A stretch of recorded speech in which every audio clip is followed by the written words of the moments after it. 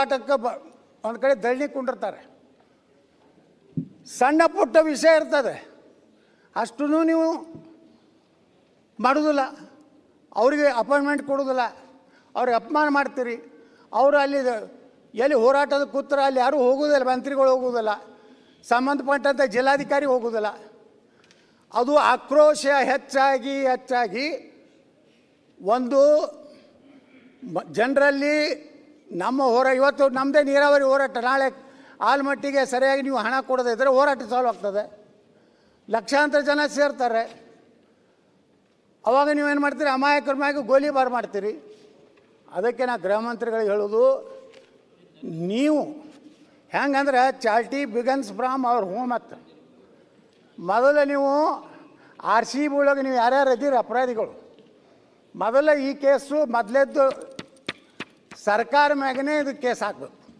ನಾನು ಕೇಳಿದೆ, ಅಲ್ಲಿ ಹೋಗಿ ಪ್ರಚೋದನೆ ಮಾಡೋದು, ಆ ಕಪ್ಪಿಗೆ ಬೆಲ್ಲ ಕೊಡೋದು, ಅವ್ರ ಮ್ಯಾಗೆ ಹಗಲ ಮ್ಯಾಗೆ ಹಾಕೋದು, ಅಲ್ಲಿ ಸಾಯ್ತಿರ್ತಾರೆ, ಇಲ್ಲಿ ಬೆಲ್ಲ ಕೊಟ್ಕೋತಾರೆ ಕಪ್ಪಿಗೆ. ಇಂಥದನ್ನು ಮಾಡಿ ಅದರಿಂದ ಮರೆ ಮಾಚಲಿಕ್ಕೆ, ಮೊನ್ನೆ ಆದಂಥ ಘಟನೆ ಮರೆ ಮಾಚಲಿಕ್ಕೆ ಇದೊಂದು ಏನೋ ತಂದು ತನಕ ಉತ್ತರ ಕೊಟ್ಟಿಲ್ಲ ಸರ್ಕಾರ RCBಗೆ.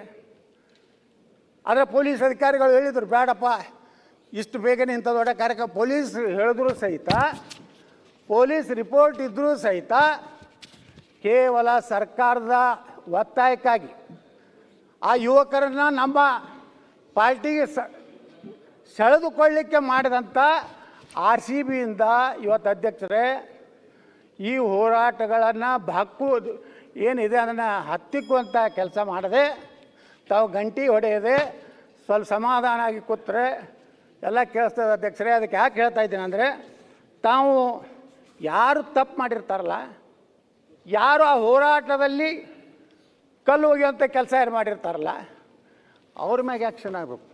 ಹಾಗಾಗಿ ಪೊಲೀಸ್ ಆಫೀಸರ್ ತಪ್ಪು ಮಾಡಿದ್ರೆ ಅವ್ನಿಗೆ ಆ್ಯಕ್ಷನ್ ಆಗಬೇಕಲ್ಲ, ಅವನಿಗೂ ಡಿಸ್ಮಿಸ್ ಆಗಬೇಕು, ಅವನಿಗೂ ಪೆನಲ್ಟಿ ಆಗಬೇಕು, ಅವನಿಗೂ ಶಿಕ್ಷೆ ಆಗಬೇಕಲ್ಲ.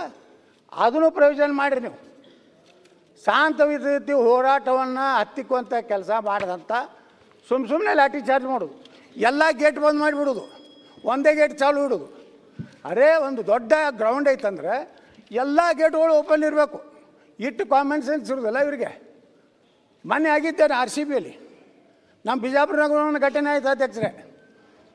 ಸೇಮ್ ಎಲ್ಲ ಕಡೆ ಗೇಟ್ ಹಾಕೋದು, ಒಂದು ಕಡೆ ಗೇಟ್ ಹೆಂಗೆ ನೋಡಿರಿ, ಇಷ್ಟು ಜನ ಇದ್ದಾಗ ಅವ್ರಿಗೆ ಈಸಿ ಮೂವ್ಮೆಂಟ್ ಆಗುವಂಥದ್ದು ಇರಲಾರ್ದಕ್ಕೆ ಅದಕ್ಕೆ ತಪ್ಪು ಪೊಲೀಸ್ ಅಧಿಕಾರಿಗಳದ್ದು ಇರ್ತದೆ.